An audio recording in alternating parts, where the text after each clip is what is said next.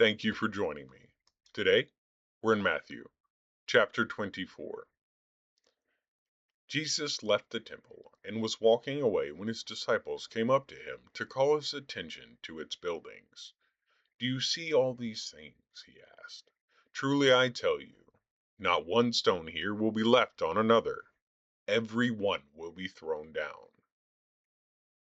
As Jesus was sitting on the Mount of Olives, the disciples came to him privately. "Tell us," they said, "when will this happen? And what will be the sign of your coming, and of the end of the age?" Jesus answered, "Watch out that no one deceives you. For many will come in my name, claiming, 'I am the Messiah,' and will deceive many. You will hear of wars and rumors of wars, but see to it that you are not alarmed.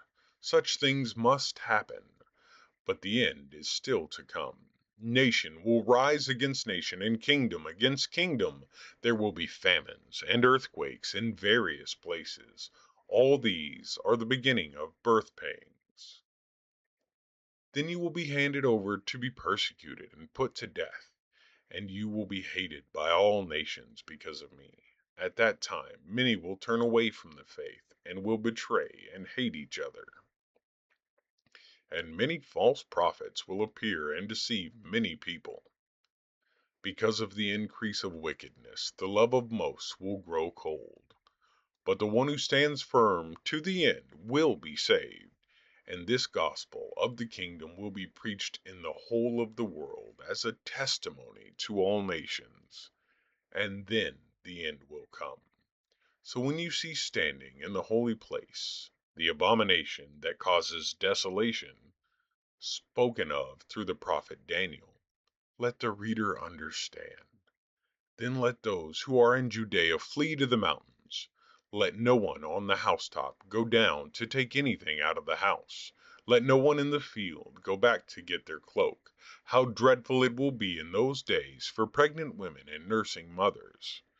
Pray that your flight will not take place in winter or on the Sabbath, for then there will be great distress, unequaled from the beginning of the world until now, and never to be equaled again. If those days had not been cut short, no one would survive. But for the sake of the elect, those days will be shortened. At that time, if anyone says to you, 'Look, here is the Messiah,' or 'There he is,' do not believe it. For false messiahs and false prophets will appear and perform great signs and wonders to deceive, if possible, even the elect. See, I have told you ahead of time. So if anyone tells you, 'There he is, out in the wilderness,' do not go out. Or 'Here he is, in the inner rooms,' do not believe it. For as lightning that comes from the east is visible even in the west, so it will be at the coming of the Son of Man. Wherever there is a carcass, there the vultures will gather." Immediately after the distress of those days, the sun will be darkened, and the moon will not give its light. The stars will fall from the sky, and the heavenly bodies will be shaken. Then will appear the sign of the Son of Man in heaven. And then all the peoples of earth will mourn when they see the Son of Man coming on the clouds of heaven, with power and great glory, and he will send his angels with a loud trumpet call. And they will gather his elect from the four winds, from one end of the heavens to the other. Now learn this lesson from the fig tree. As soon as its twigs get tender and its leaves come out, you know that summer is near. Even so, when you see all these things, you know that it is near, right at the door. Truly I tell you, this generation certainly not pass away until all these things have happened. Heaven and earth will pass away, but my words will never pass away.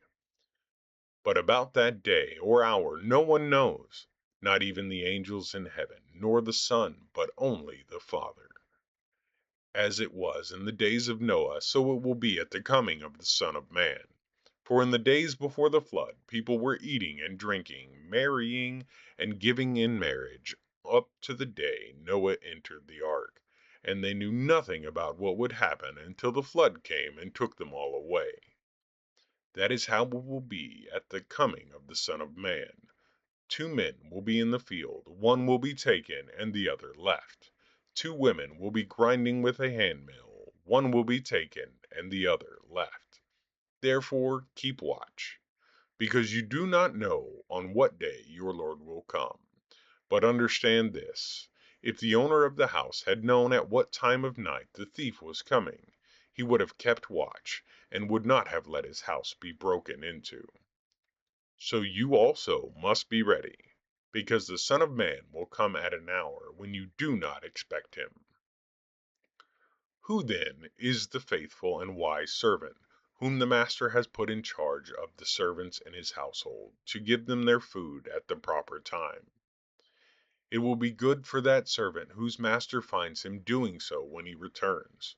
Truly I tell you, he will put him in charge of all his possessions. But suppose that servant is wicked and says to himself, "My master is staying away a long time," and he then begins to beat his fellow servants and to eat and drink with drunkards. The master of that servant will come on a day when he does not expect him, and at an hour he is not aware of. He will cut him to pieces, and assign him a place with the hypocrites, where there will be weeping and gnashing of teeth. I pray that your day was amazing, that you found some glory and some grace and some shiny parts of the day. I know the holidays are hard, but I pray that you're finding a good time every day. God bless.